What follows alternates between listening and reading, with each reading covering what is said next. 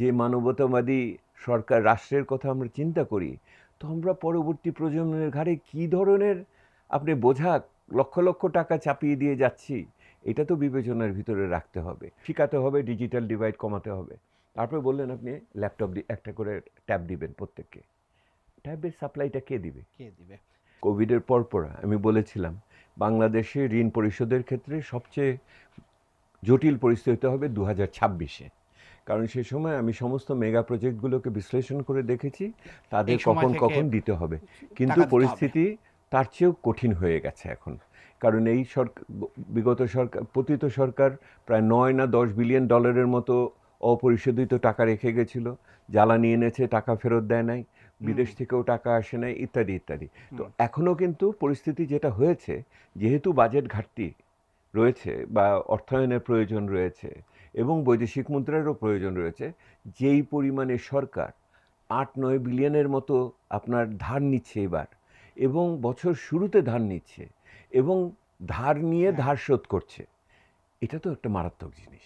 এবং আমরা যে অন্তর্ভুক্তিমূলক সরকার দেশের কথা বলি, যে মানবতাবাদী সরকার রাষ্ট্রের কথা আমরা চিন্তা করি, তো আমরা পরবর্তী প্রজন্মের ঘাড়ে কী ধরনের আপনি বোঝা লক্ষ লক্ষ টাকা চাপিয়ে দিয়ে যাচ্ছি, এটা তো বিবেচনার ভিতরে রাখতে হবে।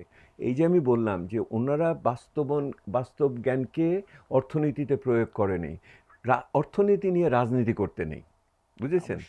আপনি অর্থনীতি নিয়ে রাজনীতি করবেন না, রাজনীতি দিয়ে অর্থনীতি চালানোর চেষ্টা করবেন। হ্যাঁ, এবং অথবা উল্টাভাবেও বলতে পারেন যে রাজনীতি দিয়ে অর্থনীতি করেন না। তো সেই ক্ষেত্রে আপনি কাকে কোথায় কি দায়িত্ব দিচ্ছেন, আগামী দিনে প্রজেক্টগুলো কি হবে, আর এই বাইডা বেজা ইত্যাদি একত্রিত করে আপনি করে ফ্যাশন শো করবেন না অন্য কিছু করবেন, এটা তো আকাশ থেকে করবেন না মাটি থেকে করবেন, সেগুলি ভিন্ন ব্যাপার আর কি। কিন্তু আপনি দেখেন, আপনি প্রতিশ্রুতি অনেক শুনছেন, সবচেয়ে বড় জায়গাটা তো হলো চীনারা আসছে যেভাবে, তো এইগুলোকে কিভাবে আগামী দিনে নিয়ে পরিবীক্ষণ করার আমাকে বলা হয়েছে। যেমন প্রত্যেকটা প্রজেক্টের এখন ড্যাশবোর্ড থাকবে, কে কোথায় সবুজ লাল ইত্যাদিতে থাকবে, আইএমইডি থেকে এটা দেখা হবে। আমি খুবই উৎসাহিত হয়েছি, কারণ আমরা এই প্রজেক্টগুলোকে বেশি সময় ধরে বারবার করে সময় দিয়ে এগুলি করবেন আর কি।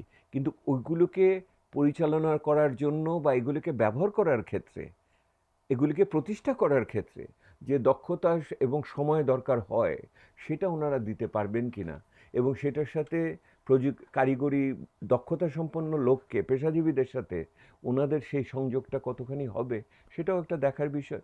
ওখানে যখন প্রকল্প দেখেন আপনি, বলছি সরকারের পক্ষ থেকে শিক্ষা খাতে সংস্কারের ব্যাপারে যেটা বলেছে তার শতভাগ আমাদের সাথে মিলেছে, আমাদের নির্বাচনী ইশতেহারের সাথে।